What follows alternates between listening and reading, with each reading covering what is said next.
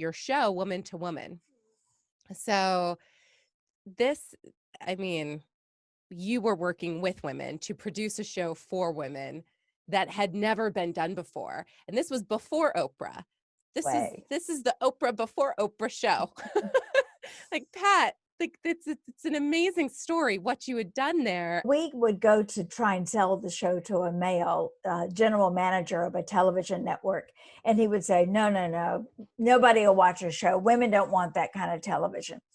And I'd say, take it home to your wife.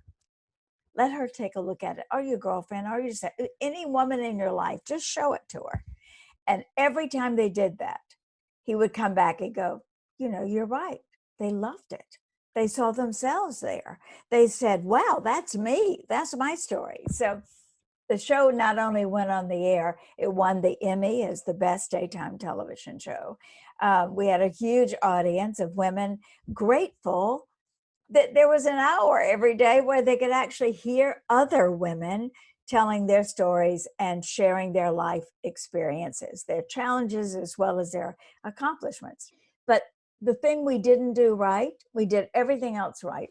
We got it on the air, we sold the show, we had a staff of 80 women, half of whom had babies. We had on-site daycare because I wanted them to be with their children and not be separated.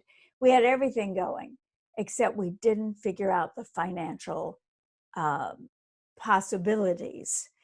And the financial part of our lives was managed by a group of men who did understand what the opportunity was. So they sold the show. They sold the company out from under us.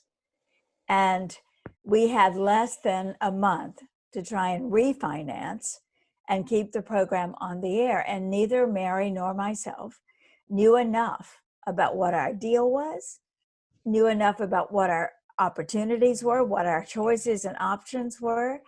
And therefore, we made a quick and easy decision, easy meaning it could happen right away, to sell the show back to NBC Network, where we had both worked before.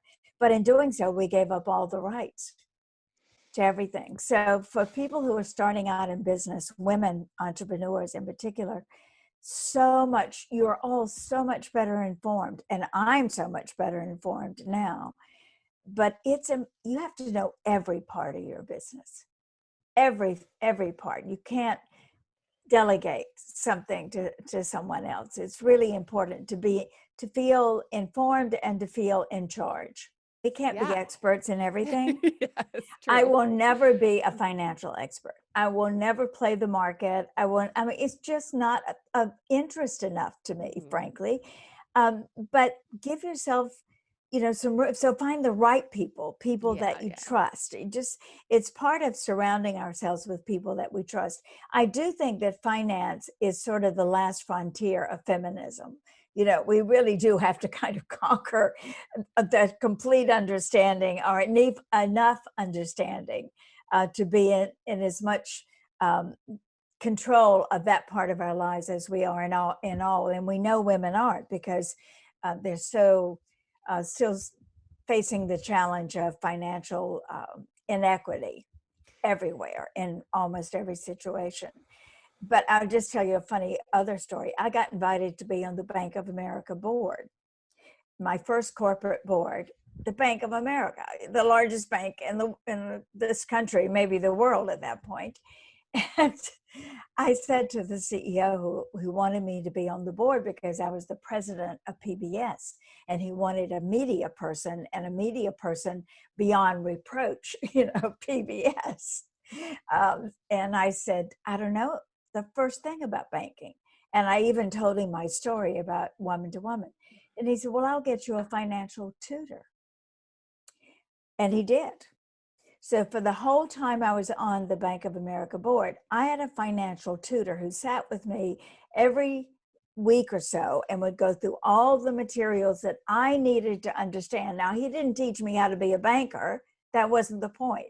He taught me how to know enough to make the right decisions as a board member. So there are ways, for us to conquer these fears that don't have to do with making ourselves feel badly because we don't get it all totally. There's that other great thing about women is when we apply for a job, we think we have to tick every single box. Oh, well, I only have 3 years experience, not 5, so I better not apply. Do you know that men never, ever think about that?